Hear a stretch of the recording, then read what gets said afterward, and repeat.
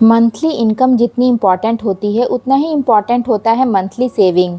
हम लोग पैसे कमा तो लेते हैं लेकिन सेविंग्स नहीं कर पाते। बहुत बार ऐसा होता है कि सारे के सारे पैसे हमारे खर्च हो जाते हैं और एंड ऑफ द मंथ पता चलता है कि कुछ भी सेविंग नहीं हुई है। Hi everyone, welcome back. तो आज मैं एक बहुत ही इंटरेस्टिंग सा वीडियो आप लोगों के साथ लेकर के आई हूँ। कुछ अच्छे टिप्स शेयर करूँगी जिसे मैं खुद पर्सनली फॉलो करती हूँ, जिससे आप काफ़ी सारे पैसे सेव कर सकेंगे एवरी मंथ। और पैसों की बचत करना हर होम मेकर को आना चाहिए कि मंथली जो भी हमारे खर्चे होते हैं उसमें हम थोड़ा थोड़ा सेव कर सकें। ज़रा ज़रा सी सेविंग्स ही एक दिन आपको बहुत काम आएगी। पूरा वीडियो देखेंगे तो आपको फ़ायदा ज़रूर होगा। बहुत ही यूज़फुल टिप्स मैं शेयर करने वाली हूँ। तो चलिए शुरू करते हैं आज का वीडियो। ये बात तो हर होममेकर को पता होती है कि छोटी छोटी सी सेविंग्स ही एक दिन काफ़ी बड़ी हो जाती है और जो अमाउंट हम सेव करते हैं ये इमरजेंसीज़ में हमारे बहुत काम आती हैं। इसलिए मैं छोटी छोटी बातों का ध्यान रखती हूँ। जब भी मैं घर से बाहर शॉपिंग के लिए जाती हूँ तो मैं कैरी बैग घर से ही कैरी करके ले जाती हूँ।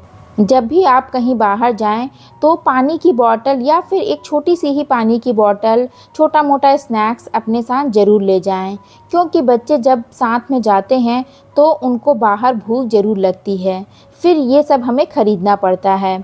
अगर हम ये सब लेके चलेंगे तो हमें ख़रीदना नहीं पड़ेगा। जब भी घर से बाहर जाएं तो लाइट फ़ैन ऑफ ज़रूर बंद करें। आई नो ये बहुत छोटी सी बात है लेकिन इससे काफ़ी ज़्यादा फ़र्क पड़ता है, क्योंकि जब हम शॉपिंग करने के लिए बाहर जाते हैं तो शॉपिंग बैग्स पर बहुत सारे पैसे हमें पे करने पड़ते हैं। जब हम रेस्टोरेंट में पानी की बोतल ख़रीदते हैं तो हमें उसके डबल पैसे पे करने पड़ते हैं। तो आप घर से ही पानी की बोतल साथ लेकर के जाएं और आप काउंट करके देखिएगा, इससे आप बहुत सारे पैसे सेव कर सकते हैं। इसी तरह से मैं कपड़ों पर भी बहुत ज़्यादा पैसे वेस्ट नहीं करती हूँ, ख़ास करके छोटे बच्चों के कपड़े। मैं छोटे बच्चों के कपड़े बहुत ज़्यादा महंगे या ब्रांडेड नहीं खरीदती हूँ, क्योंकि छोटे बच्चों के कपड़े ना बहुत ही जल्दी छोटे हो जाते हैं जब उनकी हाइट बढ़ती है, और छोटे बच्चों की हाइट भी बहुत ही जल्दी ग्रो करती है। और मैं खुद भी अपने लिए बहुत ज़्यादा एक्सपेंसिव कपड़े नहीं लेती हूँ, क्योंकि फ़ैशन आजकल ना इतनी जल्दी चेंज हो जाता है, और जब हम मार्केट में कोई नई चीज़ देखते हैं या फिर मोबाइल पर देखते हैं फिर हमारा वो चीज़ ख़रीदने का मन करने लगता है। सपोज़ अगर मैंने एक साड़ी 5,000 की ख़रीदी तो ज़रूरी नहीं है कि मैं उसको 5 या 10 साल पहनूँ।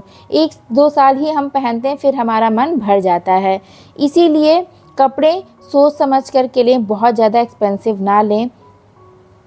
आजकल तो इतनी सारे ऑप्शन हैं अलग अलग साइट पर, ऑनलाइन कम प्राइस में भी अच्छी क्वालिटी के और लेटेस्ट कपड़े मिल जाते हैं। और ब्रांडेड कपड़े भी उतने ही चलते हैं जितने कि नॉर्मल कपड़े। इसीलिए मैं नॉर्मल कपड़े ही लेना पसंद करती हूँ। और कपड़ों पर थोड़े पैसे कम खर्च करके देखिए तो आप खुद ब खुद नोटिस करेंगे कि ऐसा करने से आप बहुत सारे पैसे सेव कर सकते हैं। अपने घर के काम आप कोशिश करिए खुद से करें। इससे आपकी एक तो फिज़िकल एक्टिविटी भी हो जाएगी और घर के काम करने से बॉडी की अच्छी एक्सरसाइज हो जाती है और आपकी बॉडी फिट और एक्टिव रहती है। तो हाउस हेल्पर या मेड को पैसे देने से अच्छा है कि ये काम आप खुद करें। इसके दो फ़ायदे हैं, एक तो बॉडी फिट रहती है और पैसे की सेविंग भी हो जाती है। देखिए, मैं अपने घर के सारे काम खुद से ही करती हूँ। देखिए, आप वर्किंग हैं या नॉन वर्किंग, घर के काम खुद से करने की एक हैबिट होनी चाहिए। अदरवाइज़ मेड जब छुट्टी पर चली जाती हैं तो आपकी बॉडी जल्दी से ये सब काम करना एक्सेप्ट नहीं कर पाती है और फिर हमसे ये काम नहीं हो पाता है। हमें बहुत ही ज़्यादा बोझ लगता है, टेंशन होती है, स्ट्रेस होता है और एक वर्कलोड लगता है। इसी तरह से अब सिलाई मशीन को ही ले लीजिए। घर में जो भी कपड़ा फट जाता है या उसकी सिलाई खुल जाती है तो मैं कभी भी टेलर के पास उसको लेकर के नहीं जाती हूँ। मैं खुद से ही इन सारी चीज़ों को ठीक करती हूँ, ऑल्टर करती हूँ या फिर से सिलाई चलाती हूँ। अब इस पिलो कवर को ही ले लीजिए, इसकी सिलाई खुल गई थी तो फिर मैंने इस पर खुद से ही सिलाई चला दी। इसी तरह से जब मैं कोई कुर्ती ख़रीद करके लाती हूँ या फिर कोई सूट मैंने ऑनलाइन मंगाया होता है तो उसको ऑल्टर करना या फिर फिटिंग करना मैं खुद से ही करती हूँ, कभी भी टेलर के पास नहीं जाती। और ये सब मैंने अभी 2 साल से ही शुरू किया है। 2 साल पहले ही मैंने ये इलेक्ट्रिक मशीन ली थी, क्योंकि इससे पहले ना हर एक छोटी चीज़ के लिए मुझे टेलर के पास जाना पड़ता था। कोई भी चीज़ फट जाती थी या फिर कोई चीज़ बड़ी आ जाती थी, जैसे मैक्सी वगैरह, तो उसको साइज़ में छोटा करना होता था, तो टेलर के पास मुझे हमेशा बार बार जाना पड़ता था। और वो एक सीधी सिलाई चलाने का भी 50 से 60 रुपए चार्ज कर लेते थे। तो मैंने सोचा क्यों ना मैं खुद से ही सिलाई मशीन ख़रीद करके ये सब सिलना शुरू कर दूँ। इससे क्या होगा, एक तो मैं खुद सीख भी जाऊंगी और पैसे की सेविंग भी हो जाएगी। तो ये प्लाजो जो आप देख रहे हैं वाइट कलर का, ये मैंने खुद से ही सिला है। अभी मैंने 1-2 महीने से सिलाई भी काफ़ी सारी सीख ली है। देखिए, यूट्यूब एक ऐसा प्लेटफॉर्म है, जो भी चीज़ें आपको नहीं आती हैं वो आप घर बैठे आराम से सीख सकते हैं। तो मैंने भी यहीं से सीखा है। तो मैंने कई सारे प्लाजोज़ और पैंट अभी बनाए हैं इधर 1-2 महीने में। तो इससे क्या होता है ना कि एक कॉन्फिडेंस भी आता है, एक हम नई चीज़ भी सीख जाते हैं और पैसे की सेविंग भी हो जाती है, क्योंकि हर दूसरे तीसरे महीने हम अपने लिए प्लाजो, पैंट ये सब लेते ही रहते हैं, या फिर सूट या फिर कुर्ती। तो क्यों ना हम खुद से ही ये सब सिलना शुरू करें या फिर सीखें। अगर आप नहीं सीख सकते हैं तो एट लीस्ट ऑल्टर करना, फिटिंग करना, ये सब तो सीख ही लीजिए। इससे आप कई सारे पैसे बचा सकते हैं।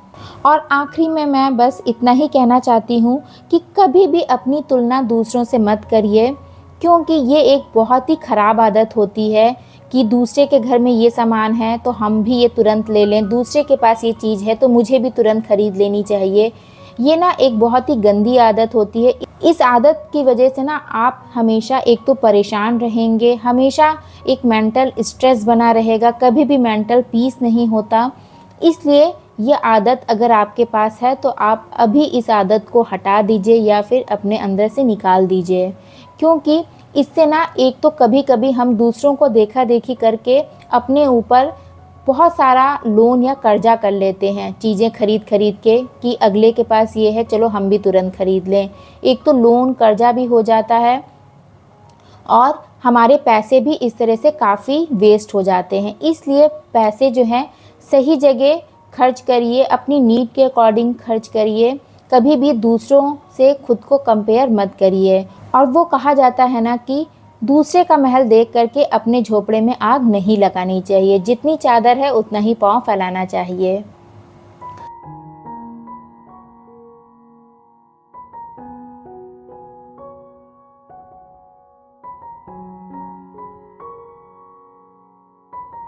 तो गाइज़, यही था आज का एक छोटा सा वीडियो। ये वीडियो कैसा लगा प्लीज़ मुझे कमेंट करके बताइएगा। फिर से मिलूँगी। Thank you, bye.